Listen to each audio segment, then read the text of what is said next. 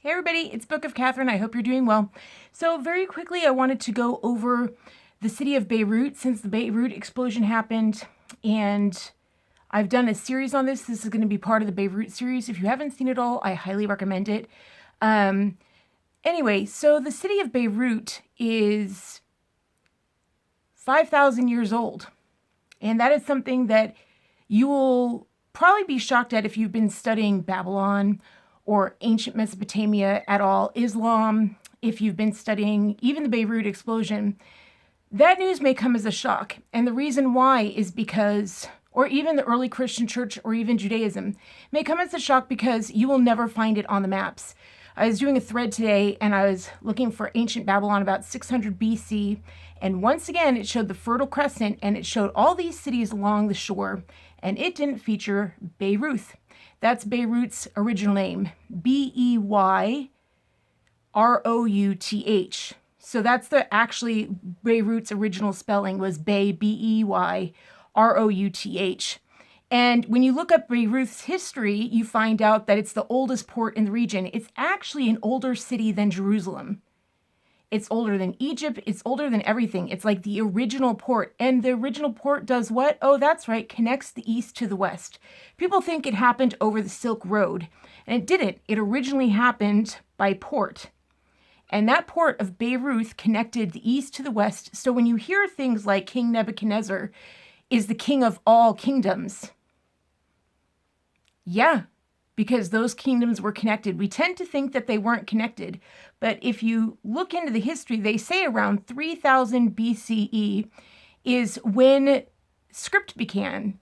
Like they started actually writing things down, and it was for the trade.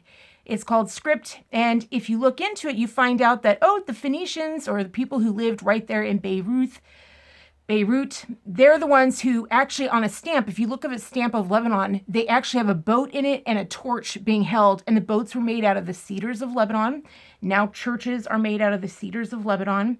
And the boat has on it this script. And the script very much ends up looking like Hebrew turns into it, but also English. Like the first letter looks like an A.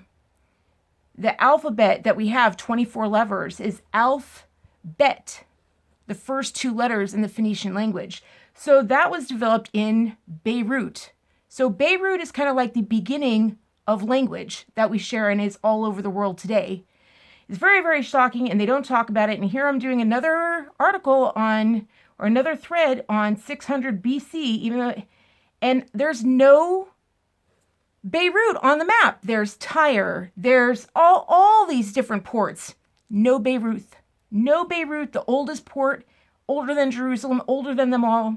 So, of course, no one thinks that a Beirut explosion means anything. It can be bigger than Tianjin in China. If you compare the explosions, I think Tianjin went down like a couple meters, 3 meters, 9 meters or something. And what did the Beirut explosion go down? It went down like 43 meters. It was much bigger, the explosion. Go ahead and look up bombs. They have videos all over YouTube of bombs exploding. And there's a bomb where, look up shockwave bombs. Nothing like the shockwave that hit Beirut. So I'm not so sure how far we are into Revelations 19, but it sure lines up with Revelations 18 and all the other prophecies that we've seen coming before. So I'm about to cover another prophecy. But if you're into history, this is all the things. You look into Mesopotamian, Babylonian gods, they all had their own, like Marduk, they all have their own scriptures too. Only thing is that none of their prophecies came true. And all these prophecies in the Bible, literally in the Old Testament that's banned, they've banned everything. Like I'm reading 2nd Baruch now. They've banned like 80% of the text. And who banned it? The heirs to the Babylonian Empire, the Romans. Like they wear the same crown. The same crown is worn today by the Pope that King Nebuchadnezzar, wore. So it's just, anyway, I'm getting on to something else. I should just wrap it up here. But just keep in mind, Beirut is a city that's been around for 5,000 years. Older than any of the ancient cities. It's the oldest freaking city there is. And it started language and it started trade. It is a massive city. Massive. And that's what they warred over. always Israel. They always wanted to defeat Israel because Israel, that's a land of milk and honey when you got the actual port that began the world, that began globalism. A powerful port that was just destroyed in August 2020, the year of disasters. It tells you what's coming at the end or in 2021.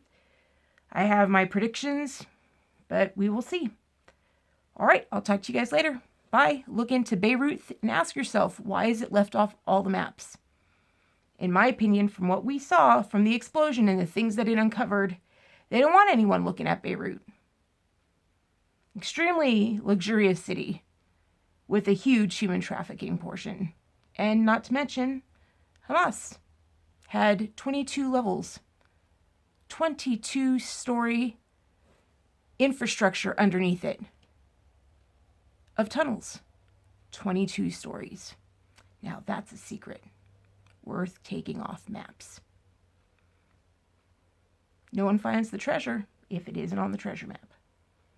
Love you guys so much. Donate down below, please. I haven't been asking for donations.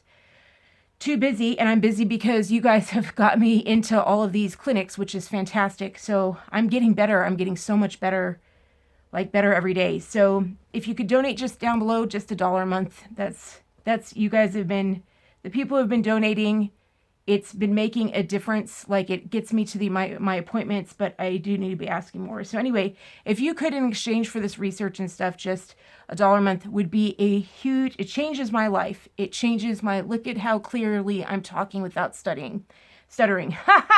Almost, but it's better. But you can see how steady my hand is. Like that's with the lights up. I've got a really steady hand.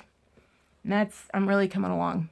All right. I love you guys so much. Mwah. I have F&D if you guys are new. So if you guys are new and don't know what I'm talking about, I have F&D. You can look into my other Insider Health playlist and stuff like that. And it's so good to have you here if you're new. Thank you for joining. And I love everybody. Have a great time. All right. Bye.